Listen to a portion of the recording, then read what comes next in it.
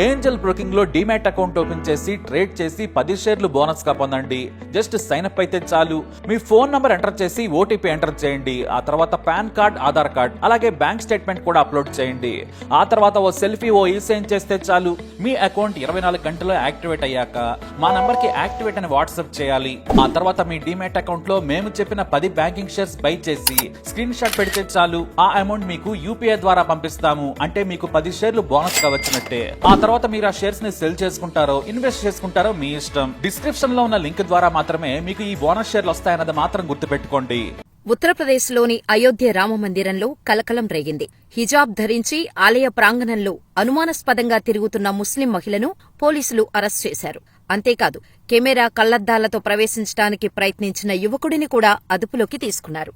ఈ ఘటన శుక్రవారం మధ్యాహ్నం చోటు చేసుకుంది. భద్రతా సిబ్బంది అప్రమత్తంగా వ్యవహరించడంతో ఈ సంఘటన వెలుగులోకి వచ్చింది. రామమందిరంలోకి ప్రవేశించిన ముస్లిం మహిళ తన ముఖానికి నీలిరంగు వస్త్రం కట్టుకుంది. ఆలయ పరిసరాల్లో అనుమానాస్పదంగా తిరుగుతుండటంతో భద్రతా సిబ్బందికి అనుమానం వచ్చింది.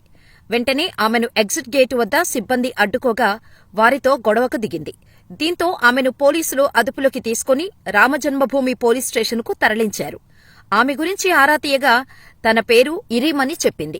తాను మహారాష్ట్ర నుంచి వచ్చానని పోలీసులకు తెలిపింది. పోలీసులు ఆమె కుటుంబం నేపథ్యం గురించి కూడా వివరాలు సేకరిస్తున్నారు.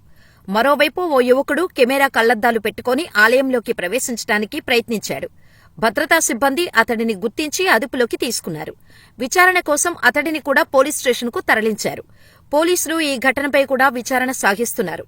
ఈ ఏడాది జనవరిలోనూ గుజరాత్కు చెందిన ఓ యువకుడు ఇలాగే కెమెరా కళ్లద్దాలతో ఆలయంలోకి ప్రవేశించిన విషయం తెలిసిందే.